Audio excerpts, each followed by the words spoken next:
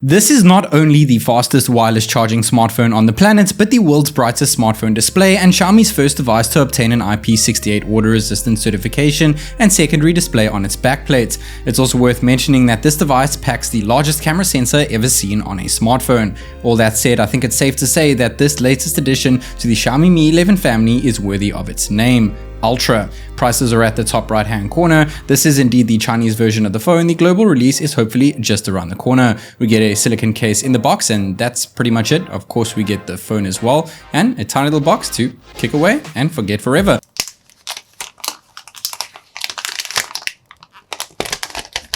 The phone looks absolutely fantastic. The biggest thing you notice straight out the box is of course the camera bump. But before we get into that, you do get a free 67 watt wired charger when you do decide to pick one up here in China, but this will probably change and be included in the box of the global variant. It is $21 if you do decide to purchase it separately, and it is quite a bit larger than the GAN charger that we saw with the vanilla Mi 11. Sold separately, you can purchase the 120 watt block 80 watt wireless charging pad, and it is massive. It looks absolutely fantastic. I just had to get one.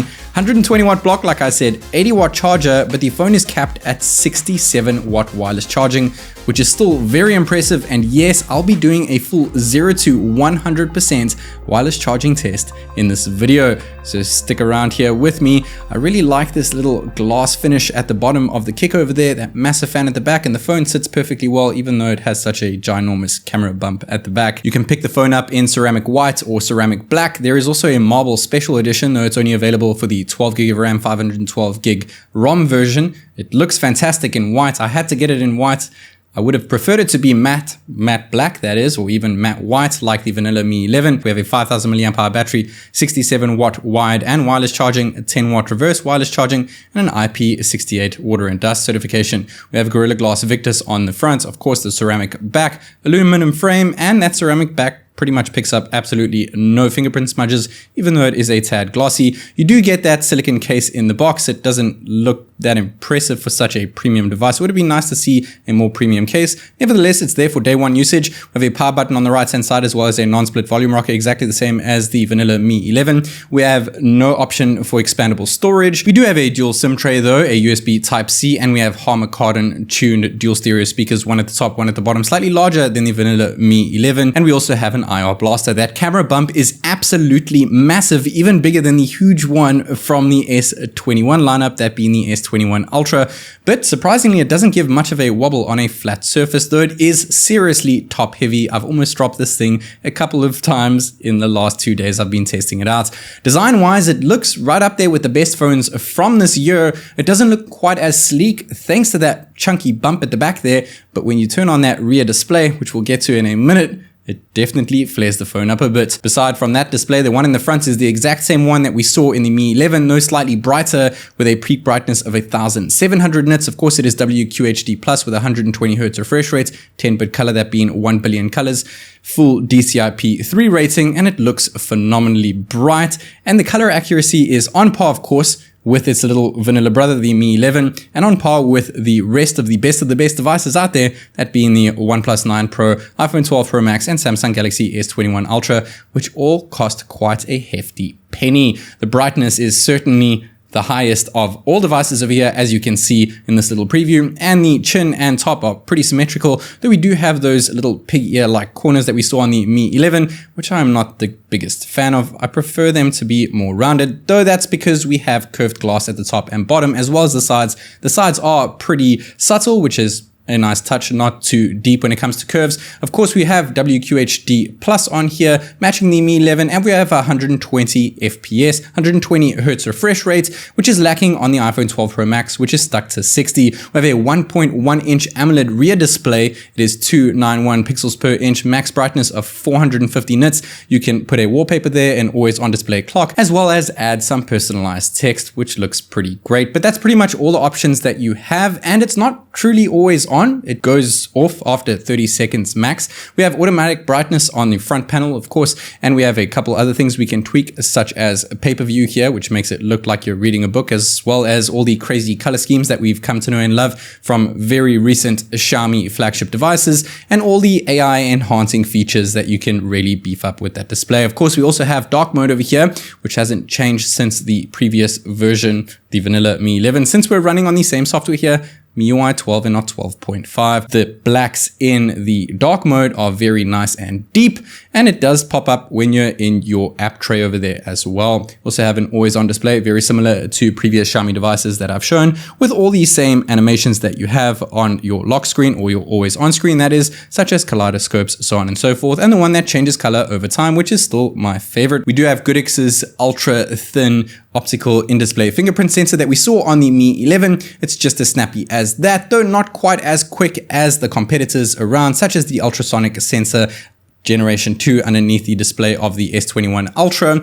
And the facial recognition is not secure like you see in Apple's or some devices from Huawei, though it is quite snappy. Once again, not the fastest that I have tested. But of course, that selfie cam can be used for other things too, and that is taking snaps. We get a 20 megapixel aperture of f2.2 over here, selfie snapper, the exact same one we saw in the Mi 11. There's pretty much no edge detection when it comes to taking a portrait shot, and at night things don't look the best. I can't say it's the best I've seen around. What's up guys, this is Tech Nick recording a 1080p 60 FPS selfie video on the brand new, probably the most overhyped phone of the year, and it has every right to be Mi 11 Ultra. Now there's also an option when recording with the selfie cam to use frontal sound only, so all sound behind the phone when in landscape mode will be filtered out. I'm currently recording using 8K 24 frames per second using the back cams of the Mi 11 Ultra. This must look absolutely breathtaking right now. This should be made possible due to that rear screen, but unfortunately there is no update to show the screen when recording video, which really bums me out. I really hope they fix this soon. And what about 8K ultra wide? Huh?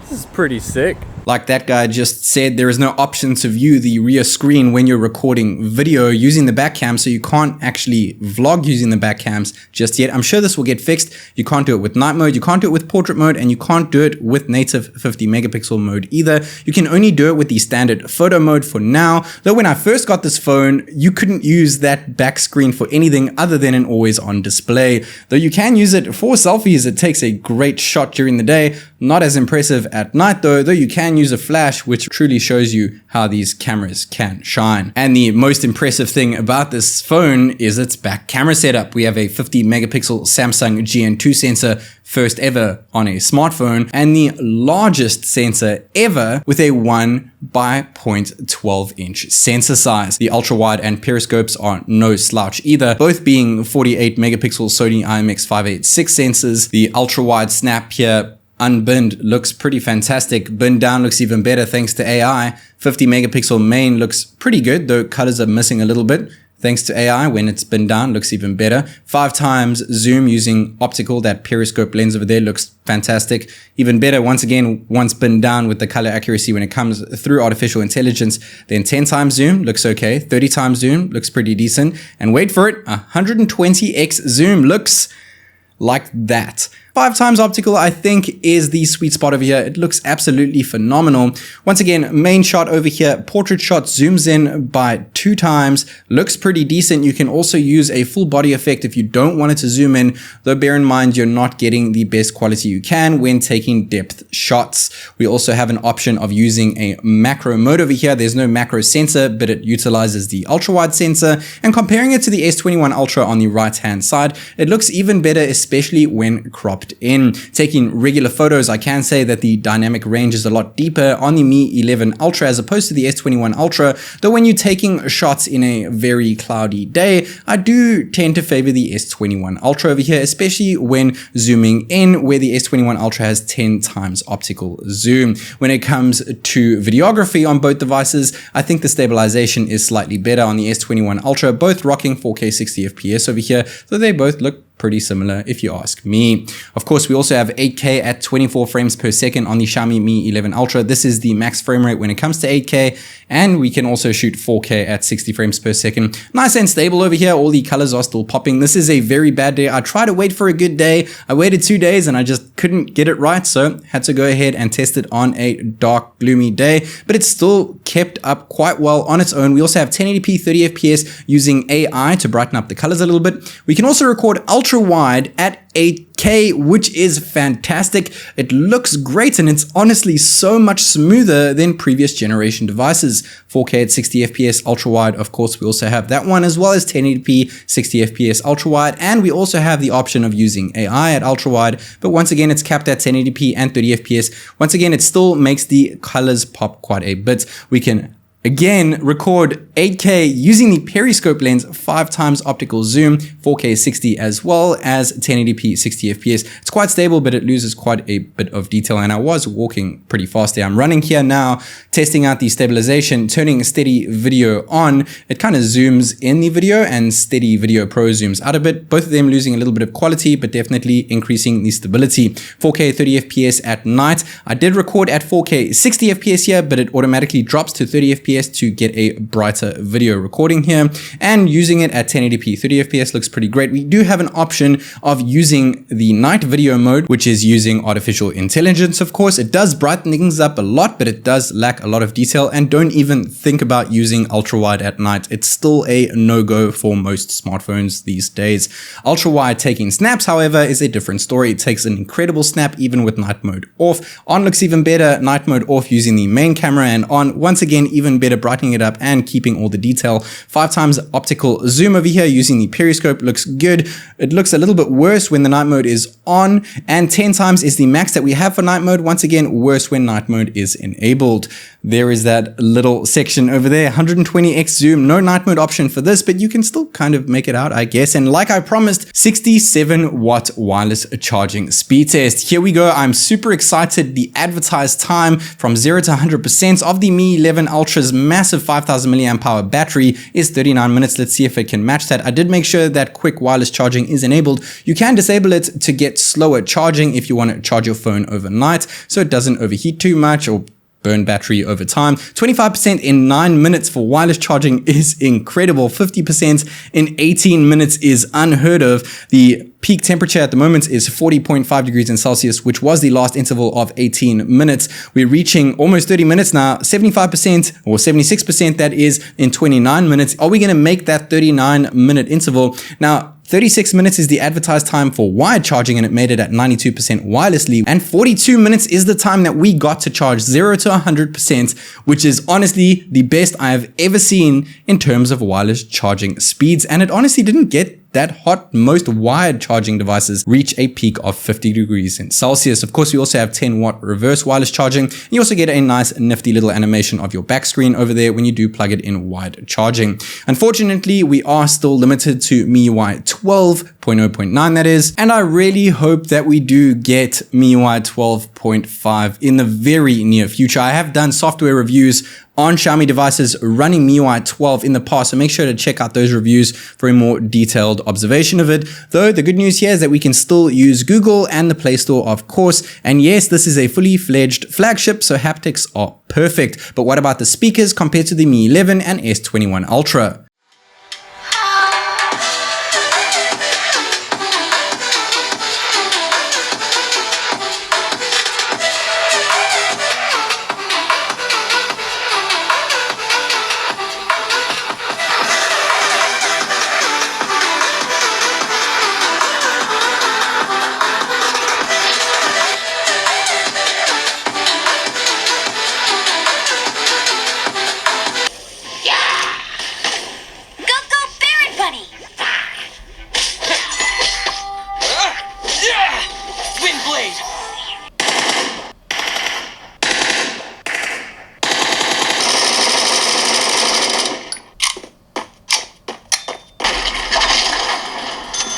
I'll take that.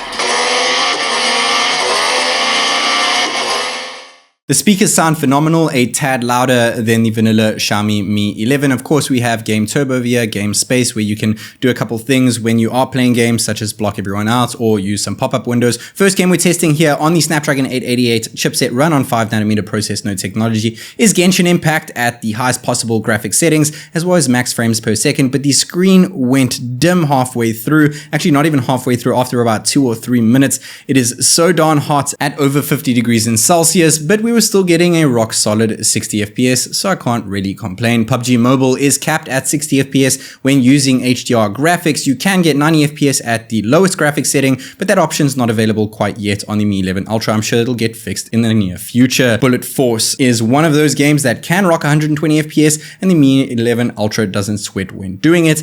Dead Trigger 2 usually hits 120 FPS, but for some reason the Mi 11 Ultra is capping it, as well as with Real Racing 3 here, only getting 60 FPS. But what about benchmarks? Well, first and foremost, we're going to check out the battery percent at the start, as well as the temp, 44.6 degrees. That is pretty warm for just regular usage. Rocking through AnTuTu version 9, and then jumping through to Geekbench version 5, and then ending off with 3D Mark Wildlife. But for some strange reason, Geekbench 5 just got killed there. Not really that strange. I'm not too surprised. This happens pretty much with every single Xiaomi device when I first get my hands on it. It does get fixed in a future software update though, so stay tuned for that one. Battery at the end here, drained by 25 milliamp hours per minute, and in terms of temperature, only gained 11 degrees in Celsius. When it comes to AnTuTu version 9, the OnePlus 9 Pro is right at the top, then the Mi 11, and then underneath that, the Mi 11 Ultra, with the S21 Ultra right at the back end. Like I said earlier, with Geekbench 5, the Mi 11 Ultra did crash, so I managed to find a score online, which once again puts it second from the bottom, with its little brother right at the top. When it comes to 3D Mark Wildlife, things are looking slightly better for the Mi 11 Ultra, second place over here with a score of 5561 and FPS of 33.3, which is just 1 frames per second below the OnePlus 9 Pro, and a tad better than the Mi 11 and S21 Ultra. The Xiaomi Mi 11 Ultra is certainly worthy of its name and definitely lives up to the hype with its gorgeous ceramic design and AAA camera setup. That being said, the camera bump is absolutely massive, making it extremely top heavy, and in all honesty isn't that much better than its competition when disregarding its specs on paper, of course. But geez, that camera bump is just so darn big. It has an absolutely stunning display matching its little brother, as well as adding some extra brightness, but unfortunately we are still stuck to the unsymmetrical corners, and let's not forget about the lack of MIUI 12.5, which I really hope to see soon. It is buttery smooth though, with a 120Hz refresh rate display and Snapdragon 888 chipset, which leads to incredible performance in some games but burns out in others. Of course, there's other options out there. The vanilla Mi 11 has most of the Ultra's offerings at a cheaper price, but drops the ball in camera capabilities and IP68 certification, smaller battery, and slightly slower charging.